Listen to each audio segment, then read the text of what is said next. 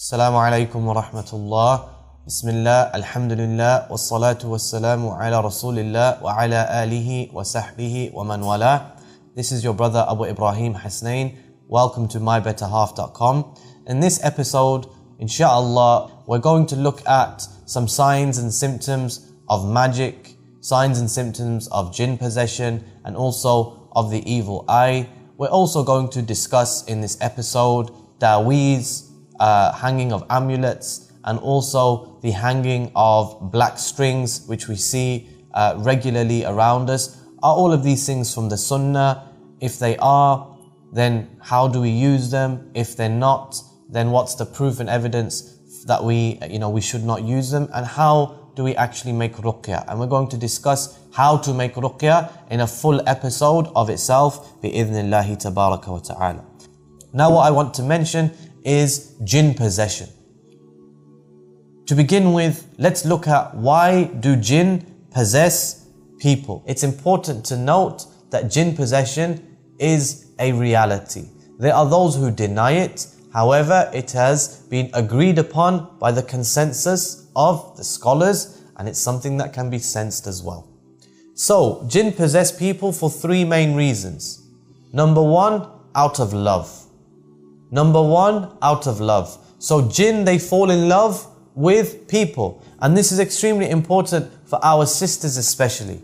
So for example, you're leaving the house and you're not wearing the correct hijab. You're not properly covered. Or you are wearing a lot of makeup and you have beautified yourself and you're leaving the home. Then don't forget that there are other creations besides men. There are men who are going to look at you. But at the same time, a jinn may fall in love with you. And this is something very, very common.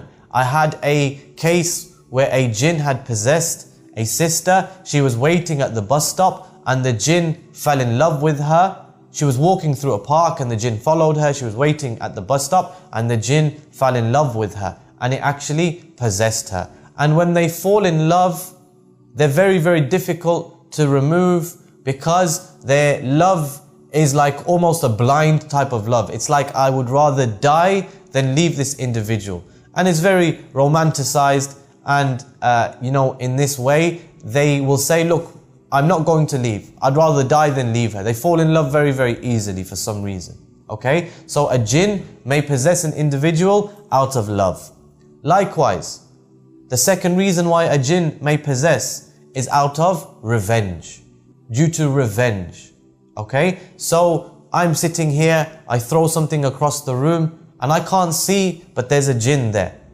And it harms the jinn, or it may kill one of the jinn's children, and as a result of that, the jinn possesses this individual. So for example, there was a 15-year-old boy and we found him in the street trying to strangle himself to death.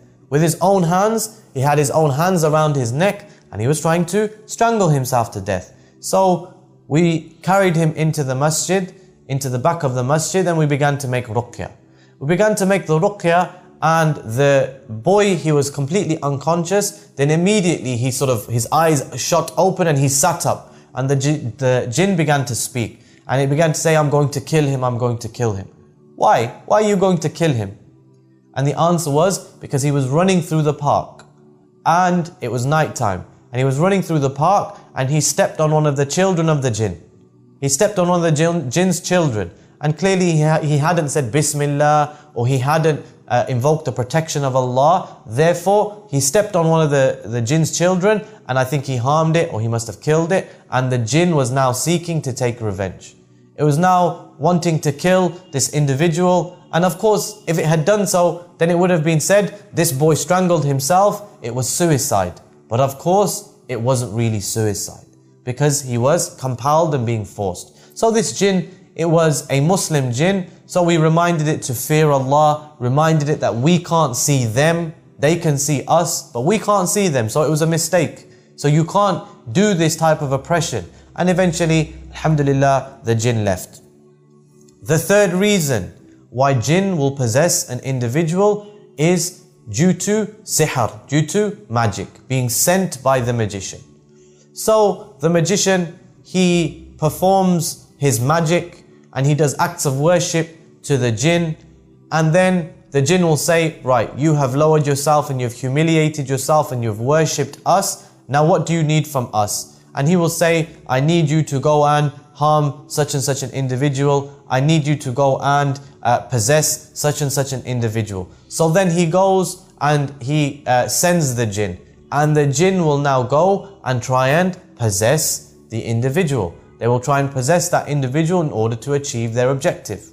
So if they possess the wife, then she will become possessed, and the husband will be thinking, you know, my wife's character has changed so much. We never used to argue. Now we argue over the smallest of things. Now she curses my mother, she curses my sister, she curses my family. All of these different things. Immediately her character will begin to change. And this is due to jinn possession. Now let's have a look at some signs of jinn possession, some signs and symptoms of jinn possession. It's important to note that you may have or you may exhibit one or more of these signs, but that doesn't mean that you are possessed. Okay? That doesn't mean that you are possessed. For example, there was a situation where there was a brother who he said, you know, when I read the Quran from memory, I'm okay. But when I read the Quran from the Mus'haf, from the actual book, I get a really bad headache. I get a really, really bad headache. So the brother began to think, perhaps I am possessed. It turned out he had poor vision and he needed glasses. So when he was looking at the Mus'haf, he would get these problems. Okay? So let's not rush to diagnose ourselves. Let's not rush to say I'm possessed. Let's not have these constant naggings from the shayateen that, oh, you're possessed, you're under magic, you've got evil eye. No. Have husn al-dhan. Have high thoughts and good thoughts about Allah subhanahu wa ta'ala. So the first sign, or one of the signs, is there may be a sudden change in the personality or character of that individual. There used to be somebody who was very gentle. There used to be somebody who was flexible. There used to be somebody who was caring and loving. Then suddenly there's a sudden switch in their character or a sudden switch in their personality. Now they are very harsh, they are very rough and tough. The woman, from being a woman who was perhaps able to be patient and bear patiently, now all she wants to do is argue, all she wants to do is curse, all she wants to do is blame, etc., etc. All of these things, they may be due to jinn possession. The individual may have fits. So you may find that they just have random blackouts, often in the toilet or after leaving the toilet, because the toilet is a place of filth and this is where the shayateen reside. So often in the toilet they will have a blackout, or they will walk out of the toilet and they will just black out. Likewise, there's going to be, or there may be, a hatred to the Quran or a hatred of the adhan. As we have mentioned in previous episodes, that when the adhan is called, the shaitan flees, as the Messenger alayhi salam told us. So if you call the adhan, or if the adhan is on the television, then they may become very upset or angry, or they may just storm out of the room for no apparent reason, or they may say, get this rubbish off, or something like this, because they may be possessed. Likewise with the Quran. If they are possessed, then they are going to have, in more than sort of most cases, and it's more than likely, they are going to have a hatred of the Quran, a dislike of the Quran. So if you're reading the Quran, they don't want to be in the same room, or they tell you to stop the recitation of the Quran. Okay? Because the Quran is a shifa, the Quran is a healing, the Quran is a mercy. And as Allah says, it only increases those wrongdoers in loss. It only increases the wrongdoers in loss. They may also begin to speak other languages.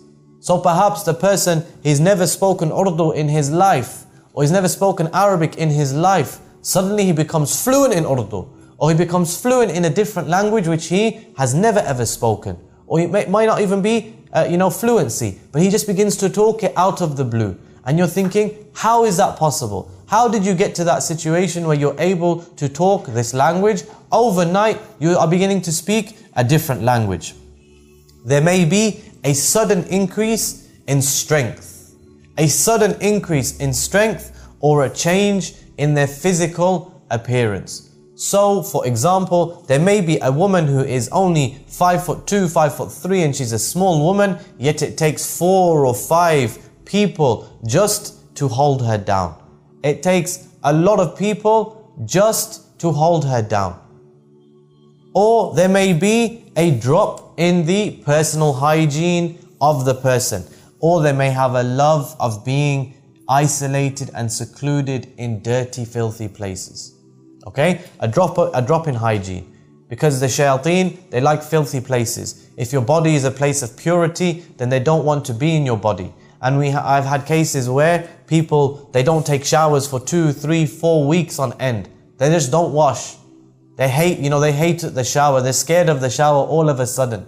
From being somebody who's very clean, suddenly they have a dislike of personal hygiene, and their personal hygiene is very, very poor. Or they love to be sat in the toilet. Or they love to just go on, randomly 2, 3 o'clock in the morning, they just go and sit under a tree, or they just go to the graveyard, or they just wake up and sit in the toilet for hours and hours and hours on end. Likewise, there may be a hatred towards al-Islam.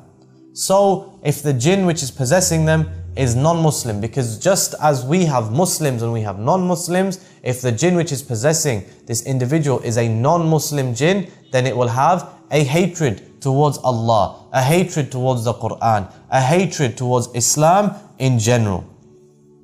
Now, these signs and these symptoms, as I've mentioned, they're fairly general.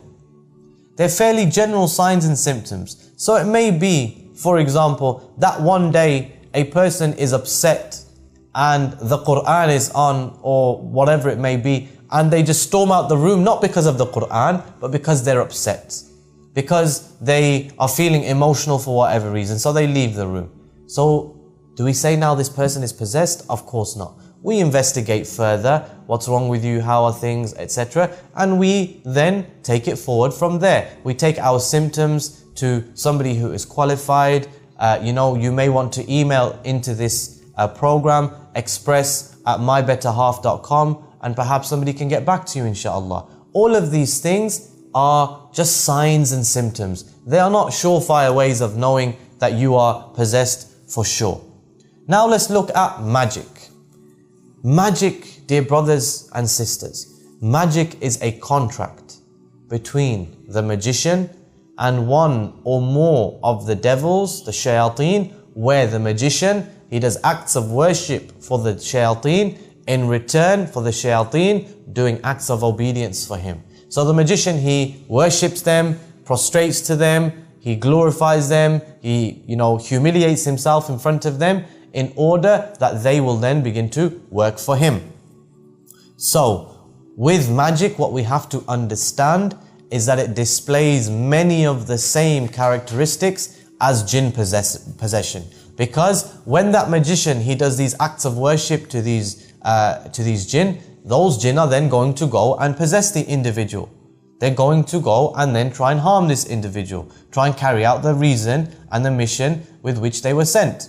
So it's going to have a lot of the same characteristics.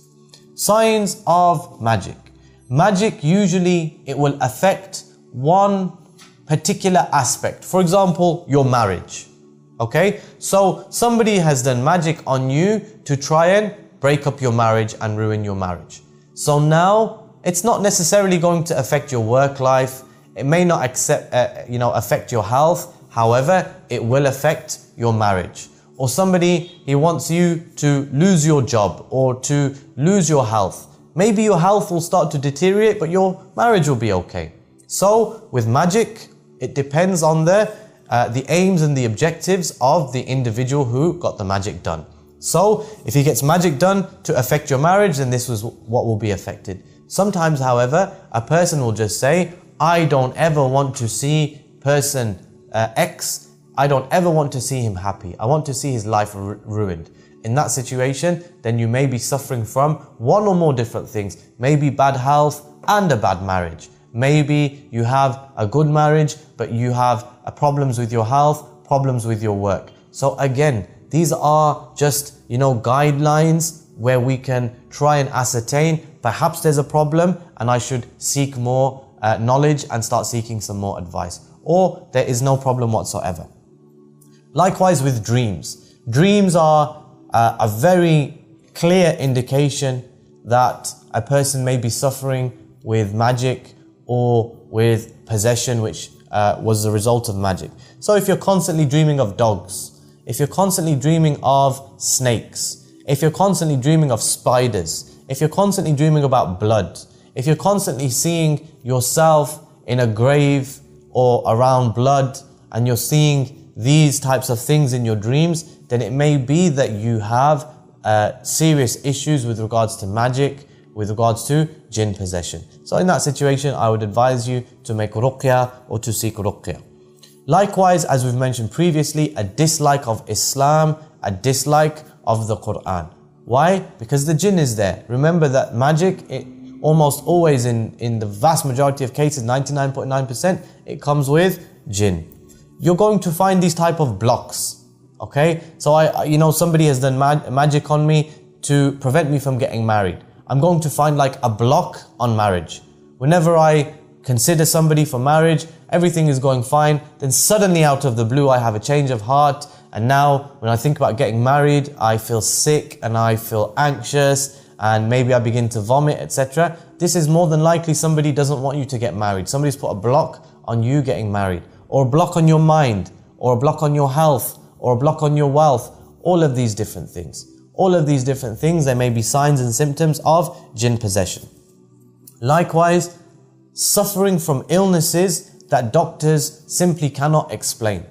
Suffering from illnesses that doctors cannot explain, or suffering with illness after illness after illness. This may be a sign of magic.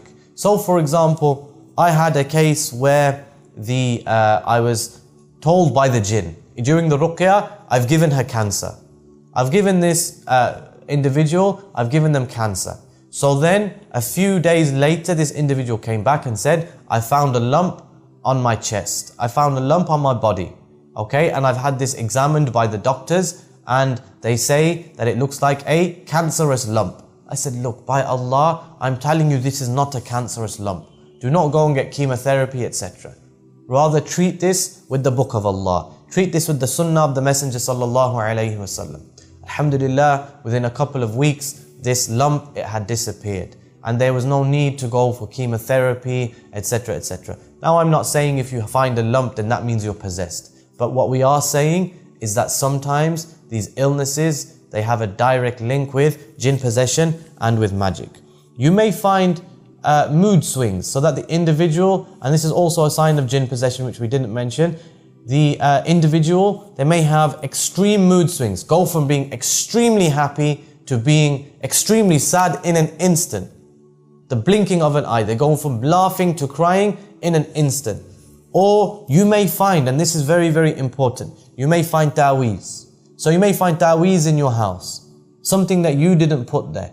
You may find blood on your doorstep, or you may find blood in your home. You may find animal eggs, so chicken's eggs which have been smashed on your doorstep. You may find salt on your doorstep. You may find a dead bird in your garden, or you may find a dead chicken which has no head, which has been beheaded. You may find all of these different things. And in reality, if you find like a dead animal and there is magic involved, then this is the animal that they would have sacrificed to the jinn, sacrificed to the shaitan, seeking to come close to him, and then they've thrown that into your house, and then obviously the problems are going to begin. Likewise, with regards to, specifically with regards to marriage. Okay, so there might be a sudden dislike of the spouse. There might be a sudden dislike of your husband or of your wife. A physical hatred towards them. I've had lots of people, they say, when I see my wife, I physically want to kill her. When I see my husband, I physically want to kill him. I had one situation where a brother came and he said, when I look at my wife, I see an animal's head on my wife's shoulders. So of course, if you're looking at your wife and you see an animal looking back at you, then of course this is going to freak you out. You're not going to want to be in this person's company. You're going to want to run far away. And of course, eventually this is going to lead to separation. Likewise, you have, with regards to marriage, the situation of not being able to get married. This is very, very common. People do magic on others so that they have a block on their marriage. Because you were set up to marry your uncle's son or your uncle's daughter or somebody else's son or somebody else's daughter. In the end, you didn't get married to them, you got married to somebody else. And what happened? They put magic on, or you were due to get married to somebody else. So they put magic on you when you refused to marry their child or refused to marry their daughter. And now they've put magic on you and you can't get married. You're finding it difficult to get married. And all of this is from magic. And like I've mentioned, brothers and sisters, this is a massive topic and we can spend hours and hours and hours discussing it. But in reality, what I'm doing, I'm just giving you some of the main signs, some of the main symptoms. So perhaps something has been going on with you for a while now and you don't know or you didn't know. So this will cause you to go and to research a little bit further, to go and call a Raqi who is upon the Quran and the Sunnah, and then you can start your journey from there, bi-idhnillahi tabaraka wa ta'ala.